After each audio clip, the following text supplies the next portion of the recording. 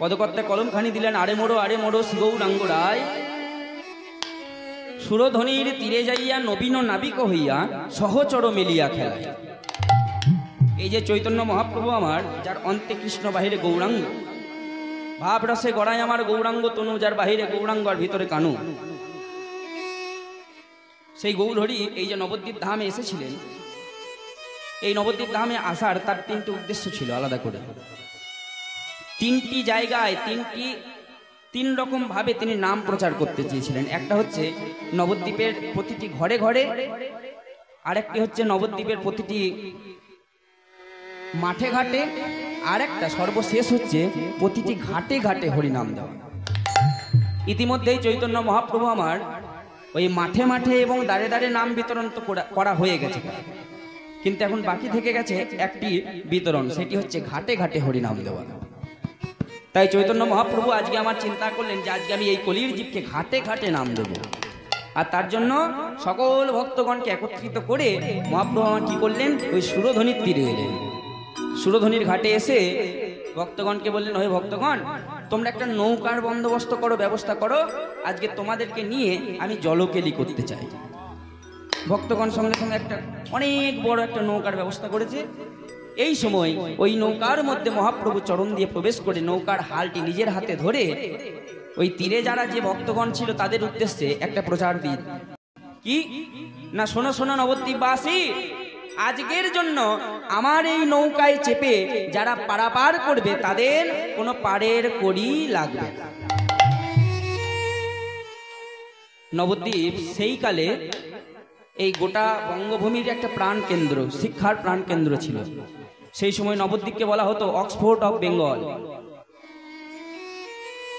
এবার আপনি ভাবুন তো, আজকে ওই দমদম এয়ারপোর্টে ইন্ডিগোর একটা ফ্লাইট যদি হঠাৎ করে বলে দেয় যে আজকে আমার এই ফ্লাইটে যারা চেপে কলকাতা থেকে দিল্লি যাবে তাদের কোনো ভাড়া লাগবে না, তাহলে ওই এয়ারপোর্টে আর লোক ধরার জায়গা দেওয়া যাবে? ঠিক একইভাবে নবদ্বীপের প্রধান ঘাটের গুরুত্ব ততখানি ছিল সেই সময়ে, কারণ তখন তো এত আকাশপথ এবং এই রাস্তার অত গুরুত্ব ছিল না। তখন যেটা প্রধান মাধ্যমই ছিল যাতায়াতে সেটা হচ্ছে জলপথ।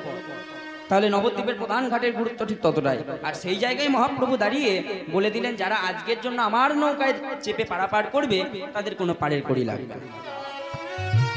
এবার তারা হুড়ু করে চারিদিকে হুড়ুহুড়ি লেগে গেল, সমস্ত ভক্তগণ ওই নৌকায় প্রবেশ করলো। বিনা কড়ির নৌকা পেয়ে নৌকার যা ধারণ ক্ষমতা তার থেকেও বেশি পরিমাণে লোক চেপে উঠেছে। এই সময় মহাপ্রভু চিন্তা করলেন, তাই তো, এরপরেও যদি আমি নৌকাটা না চালাই বা না ভাসিয়ে দিই তাহলে তো ধারণ ক্ষমতার থেকে বেশি লোক এমনিই চেপে গেছে, এরপরেও যদি না ভাসায় তাহলে তো নৌকাটি তীরেই ডুবে যাবে। এই দেখে মহাপ্রভু কি করলেন না, নৌকাটিকে জলের মধ্যে ভাসিয়ে দিলেন। আর এই ভাসিয়ে দিয়ে ভক্তগণ তো নাম সংকীর্তন করছেন, কিন্তু মহাপ্রভুর ভাবটি দেখুন, তিনি আবার অন্য কোনো দিকে চাইছেন না, তিনি একটি তার অতি প্রাণ প্রিয় ব্যক্তিত্বের দিকে চেয়ে রয়েছেন, আর তার দিকে তাকিয়ে নৌকাটি বাইছেন। সে কে? আজি প্রিয় গদাধর সঙ্গে ওই পুরবর ঘোষরঙ্গে, আর প্রিয় গদাধর সঙ্গে পুরব ভাসরঙ্গে, ওই না প্রিয় গদাধর সঙ্গে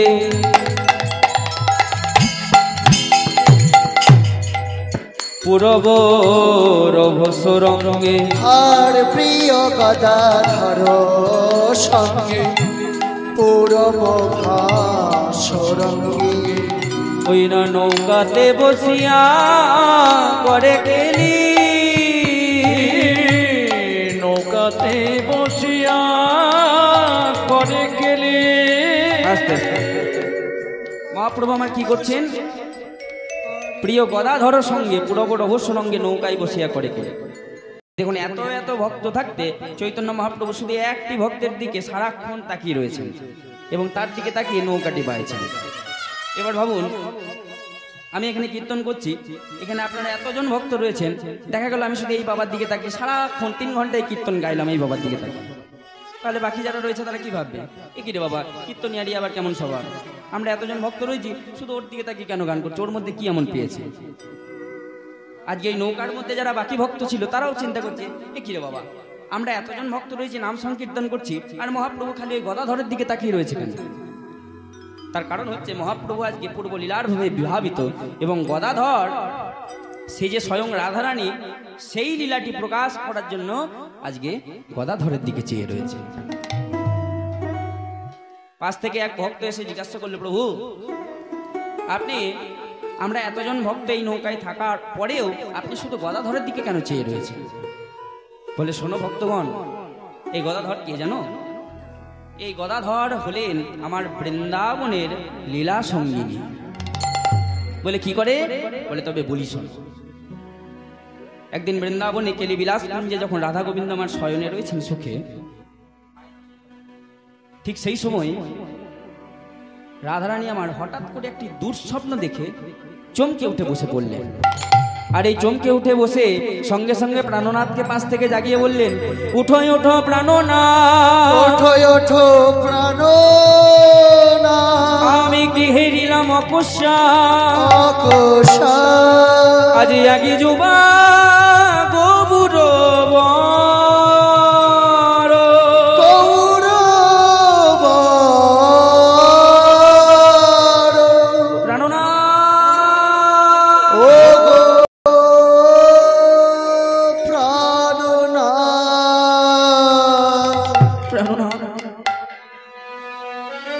একবারটি উঠে বসো প্রাণনাথ।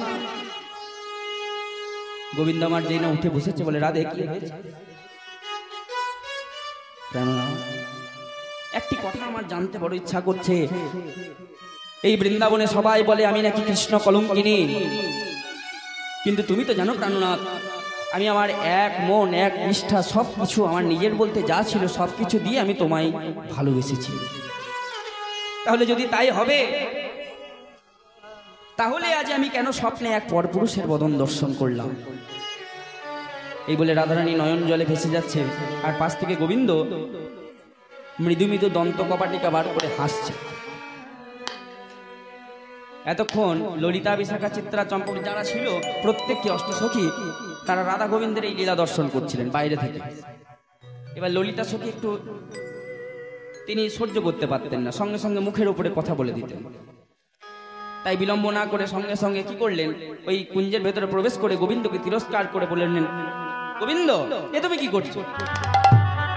আরে বাবা, তোমার প্রিয়সী রাধারানী তোমার পাশে বসে নয়ন জলে ভেসে যাচ্ছে, আর তুমি কিনা ওই রাধারানীর পাশে বসে তুমি মৃদু মৃদু হাসছো।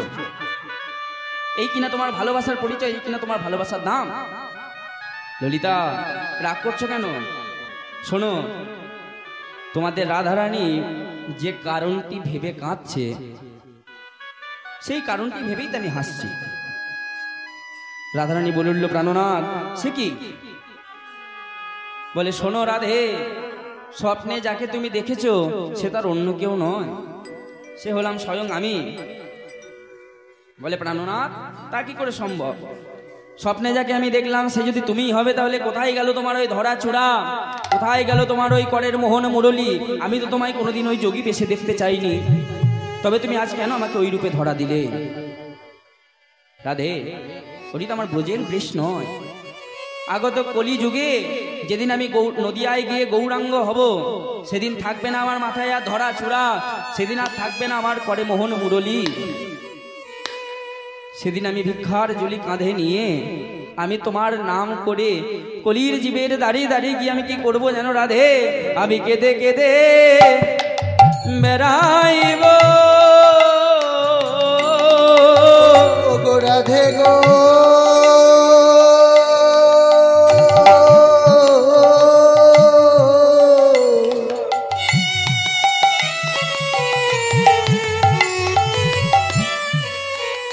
আমি কেঁদে কেঁদে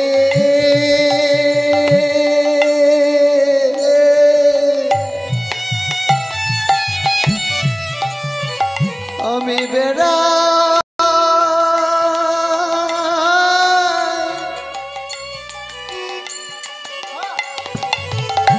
বেড়াইব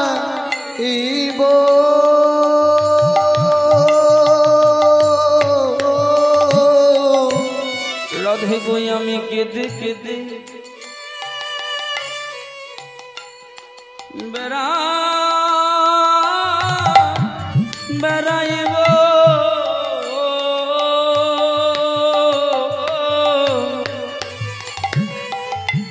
রাধে গো আমি কেঁদে কেঁদে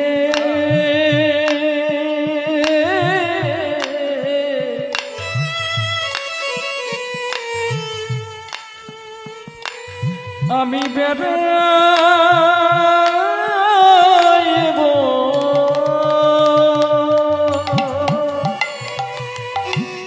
তোমার প্রেমে ডালি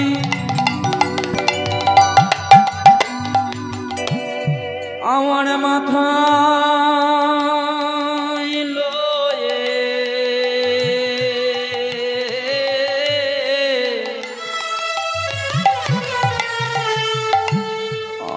কেঁদে কেঁদে বেড়াইব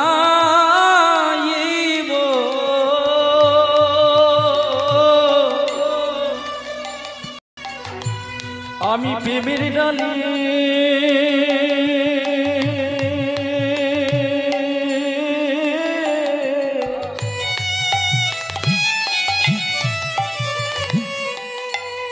মাথায় লয়ে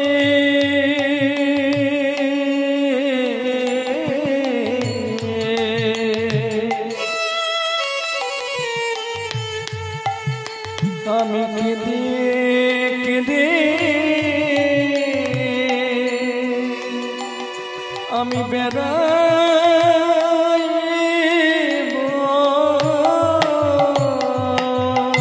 তোমার প্রেমের ডালি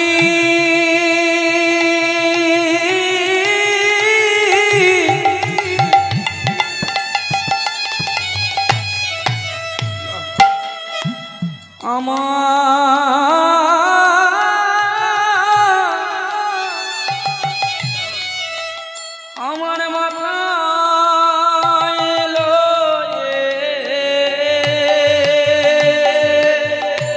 রাধে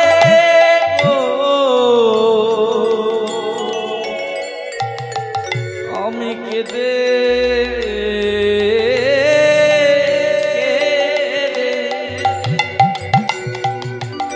বেড়াইব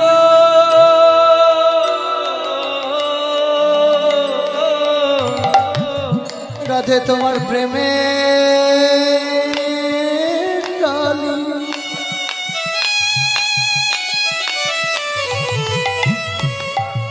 আমি মাথায় লয়ে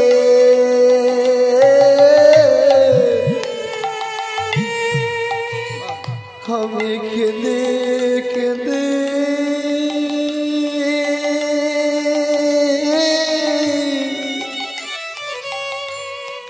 ওগো আমি বেড়াইব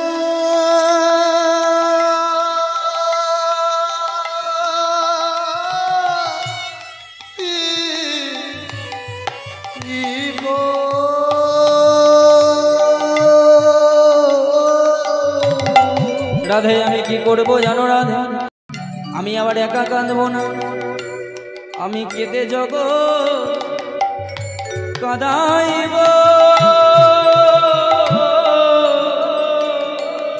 আমি কেঁদে জগ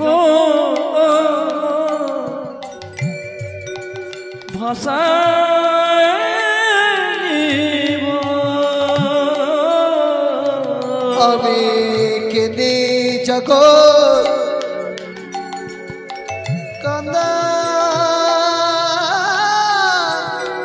কাঁদাইব ওই প্রেম বন্যা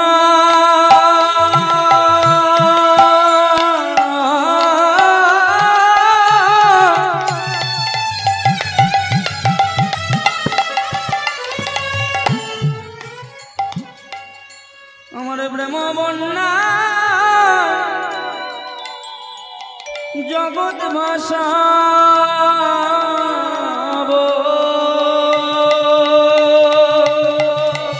রাধে গো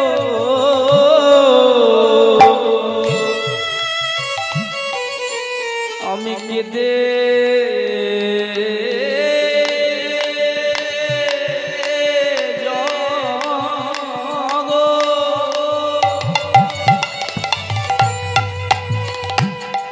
জগতে কাঁদাইব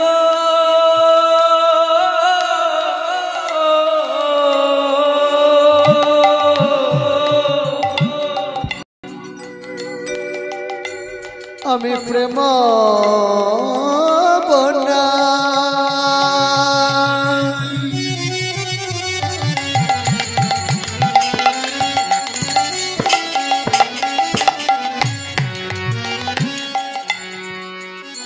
জগৎ ভাষাইব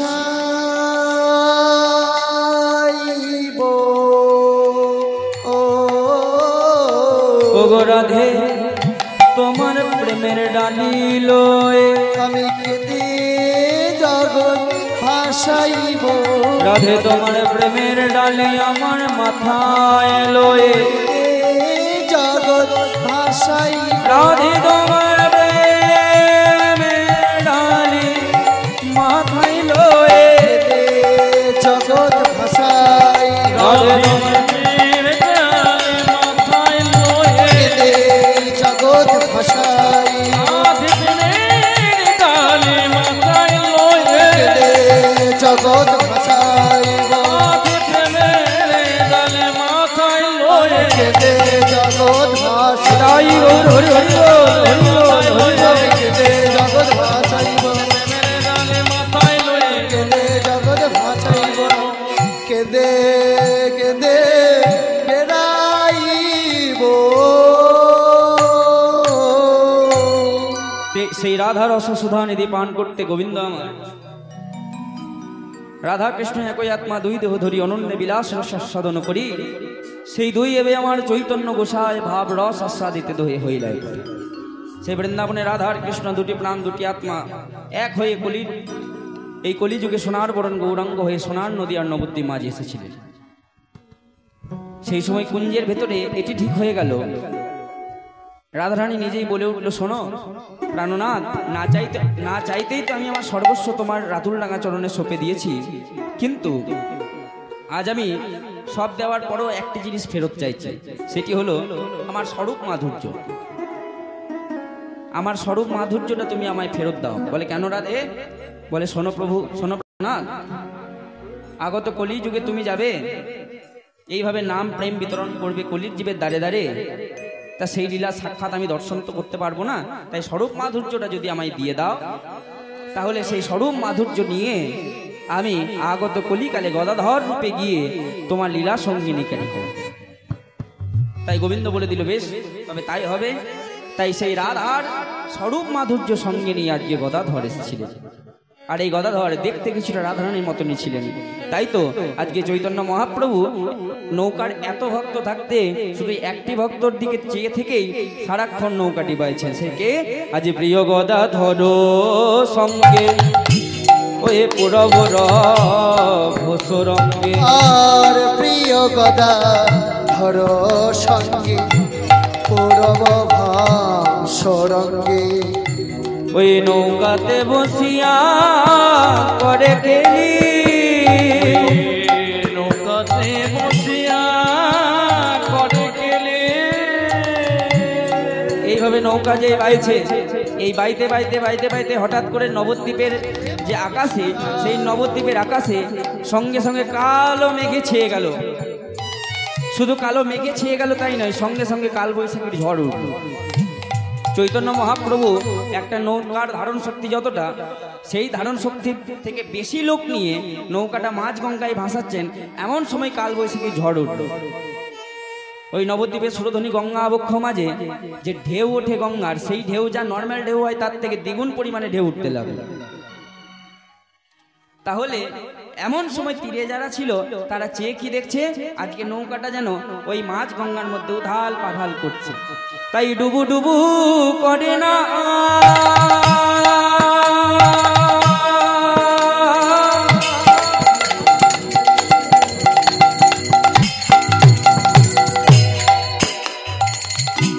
আজি বয়ে বি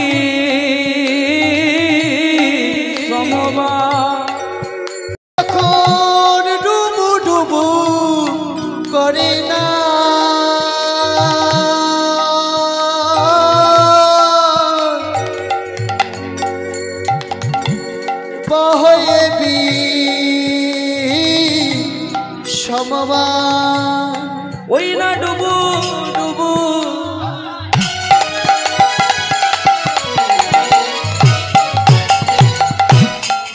করে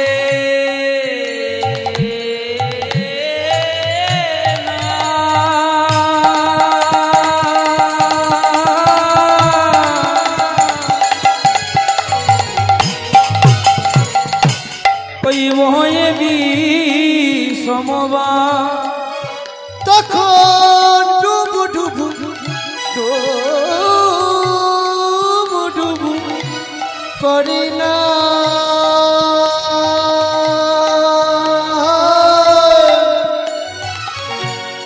বহয়ে বি সমবান এবারে দেখি হাসে আমার গোরা মন মনে গো দেখি হাসে গোরা বনমালে এবার দেখি হাসে গোরা কোন মালে গো দেখি হাসে গোরা বনমালে দেখো হাসিছে গোরারা হাসিছে গোরারা দেখো হাসিছে গোরারা হাসিছে গোরারা সাদের নৌকা ডুবে যায় হাসিছে গোরারা সাদের নৌকা ডুবে যায় হাসিছে গোরারা সাদের নৌকা ডুবে যায় হাসিছে গোরারা ওই সাদের নৌকা ডুবে যায় হাসিছে গোরারা একে তো এত ভক্ত নিয়ে নৌকায় উঠেছে, তারপরে কালবৈশাখীর ঝড়, নৌকাটা আজকে ডুবতে বসেছে। এমন সময় চৈতন্য মহাপ্রভু দাঁত বার করে আবার হাসতে লেগেছে, হি হি। এই দেখুন, এটার একটা বাস্তব প্রমাণ দিই। ধরুন আপনি আপনার পরিবারকে সঙ্গে করে একটা গাড়ি ভাড়া করে কোথাও একটা বেড়াতে যাচ্ছেন। এবার একটা ড্রাইভার গাড়িটা চালাচ্ছে। এবার কিছু দূর যাওয়ার পরে সেই ড্রাইভারটা ভুলবশত গাড়িটাকে নিয়ে গিয়ে একটা গাছের সাথে অ্যাক্সিডেন্ট করে দিয়েছে। অ্যাক্সিডেন্ট করার পরে যারা গাড়ির ভেতরে বসে রয়েছে তাদের প্রাণ যায় যায় অবস্থায়, এদিকে ড্রাইভার বাবাজি সে কিন্তু ঠিক ভালো আছে, তার কিছু হয়নি। আর এই অক্ষত অবস্থায় ড্রাইভার কি করেছে, ওই গাড়ির দরজাটা খুলে বাইরে বেরিয়েছে, ওই আহত প্যাসেঞ্জারদের দিকে তাকিয়ে হি হি হি করে হাসছে। বলুন ব্যাপারটা শোভনীয় হবে? হবে না?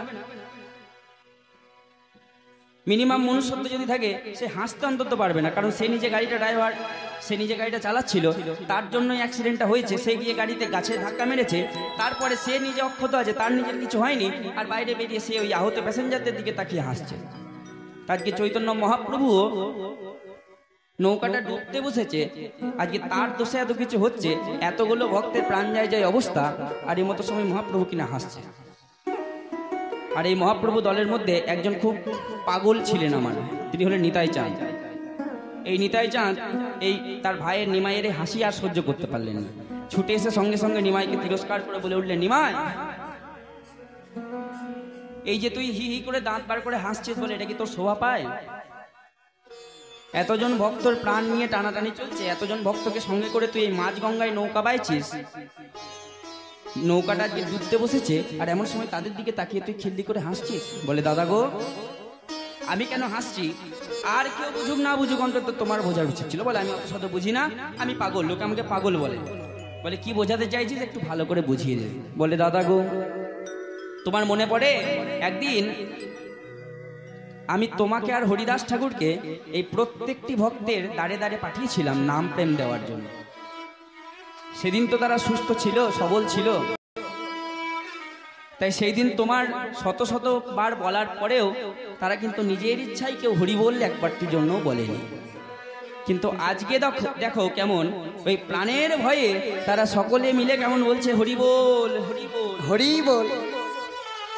আর ওই যে প্রাণের ভয়ে হরি বলছে, তাই তো সেই জন্যই আজে আজে হাসি পেয়েছে, হাসি পেয়েছে আমার তাই হাসি পেয়েছে, তাই হাসি পেয়েছে। ওরা প্রাণের ভয়ে হরি বলেছে তাই হাসি পেয়েছে, হরি বলেছে তাই হাসি পেয়েছে, ওরা প্রাণের ভয়ে হরি বলেছে তাই হাসি পেয়েছে, ওই প্রাণের ভয়ে হরি বলছে তাই হাসি পেয়েছে। তাই দেখি হাসে গোরা বন মালিগো, দেখে হাসে গোরা বনমালে।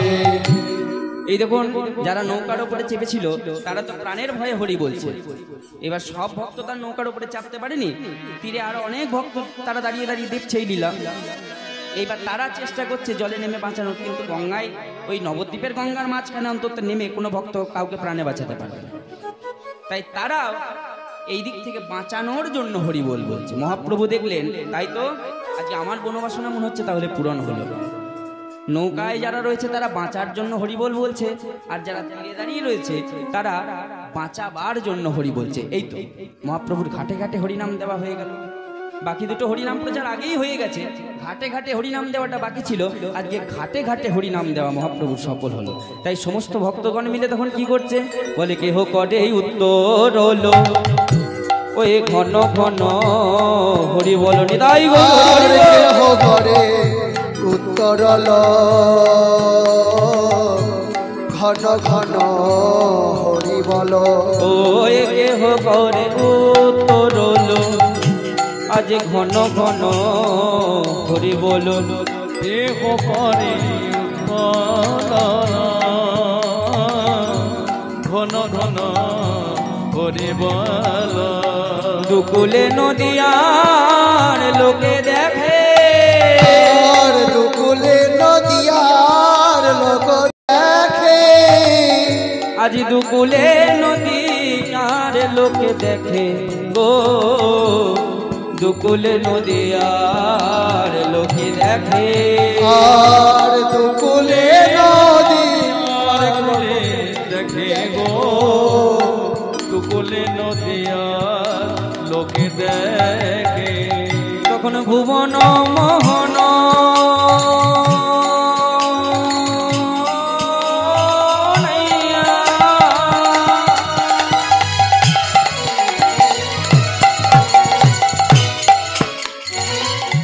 ওই না দেখিয়া বিবশ হইয়া, তখন ভুবন মোহন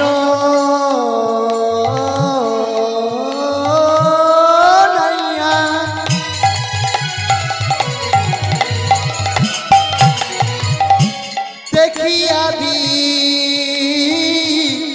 বশ হইয়া, আজ ভুবন মোহন নাইয়া।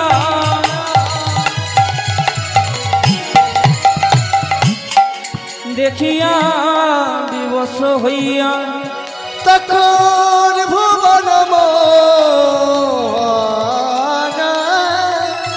নাইয়া।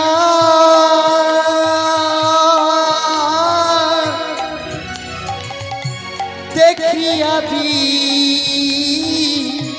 বশ হইয়া, আজ যুবতী ভুলিল লাখে লাখে গো, যুবতী ভুলিল লাখে লাখে।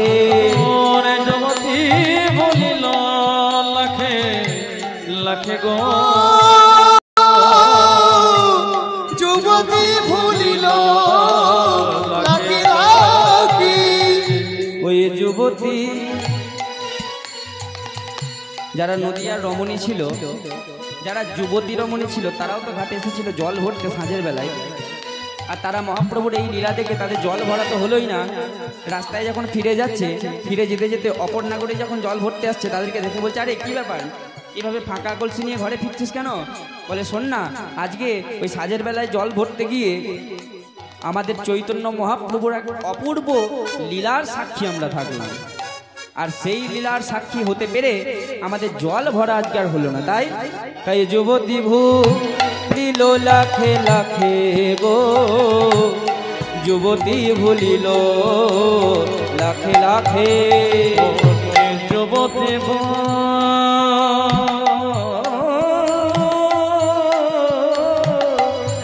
ভুলিল লাখে লাখে গো, যুবতী ভুলিল লাখে লাখে। তখন কেহ করে, তখন জগজন চিত্তচর আমার গৌর সুন্দর মোর। তখন জগ জন চিত্ত গৌর সুন্দর মন। তখন জগ জন চিত চোর গৌর সুন্দর মোর। জগ জন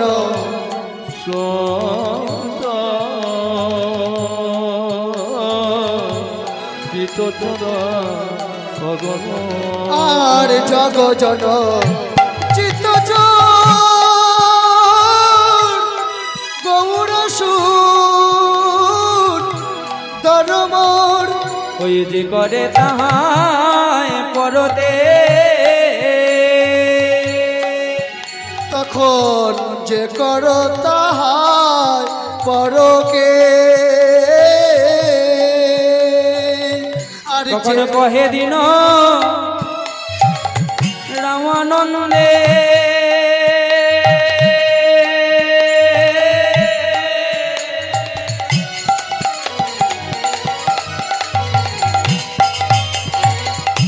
ওই হেন আনন্দ স্কন্দে কহি দিন রামানন্দে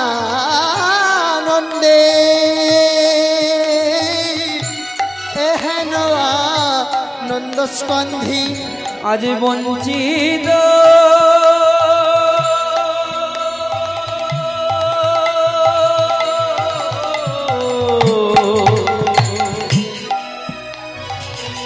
হইন মই এক রে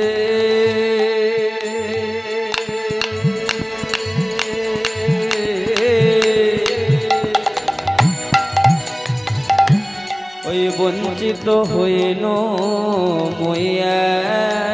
তখন বঞ্চিত হইন মই একরে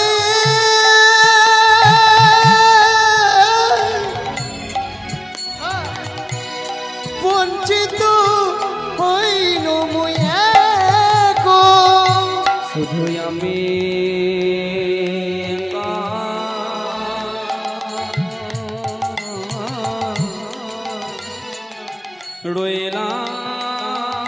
রইলাম পরে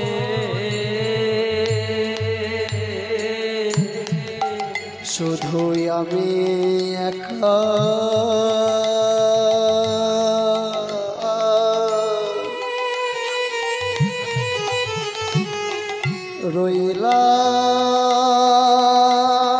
রইলাম পরে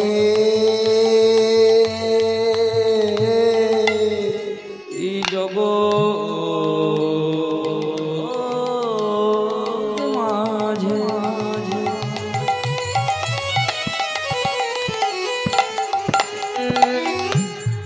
কেউ নিল না সঙ্গে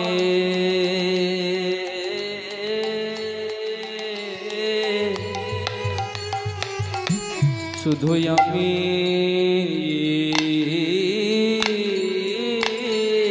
একা রইলাম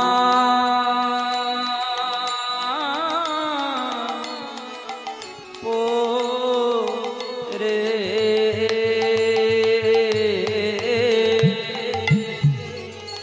এই জগৎ মাঝে কেউ নিল না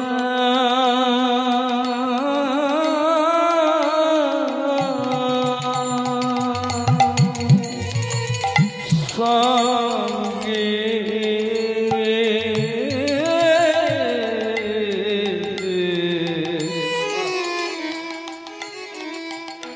শুধু আমি একা রইলাম পরে এই জগ মাঝে মাঝে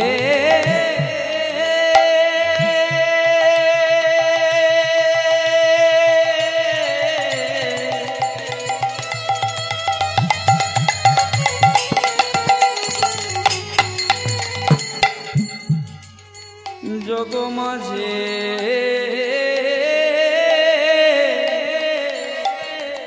কেউ নিল না সঙ্গে,